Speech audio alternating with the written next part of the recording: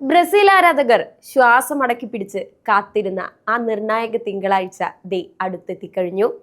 Canary പടയുടെ 26 അംഗ ലോകകപ്പ് squad വരാനിരിക്കെ football ലോകമാകെ ഒരൊറ്റ ചോദ്യമേ ഉള്ളൂ: ആ ലിസ്റ്റിൽ നമ്മുടെ സൂപ്പർ താരം നെയ്മർ ഉണ്ടാകുമോ?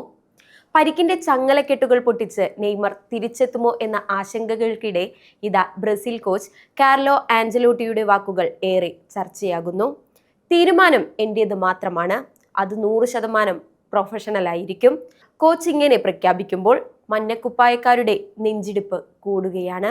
മികച്ച ടീമിനെ ഒരുക്കി ലോകകപ്പിലേക്ക് എത്തണമെന്നാണ് ആഞ്ചലോട്ടിയുടെ ലക്ഷ്യം. എന്നാൽ പലരുടെയും പരിക്കുകൾ ടീമിന് വില്ലനാവുകയാണ്.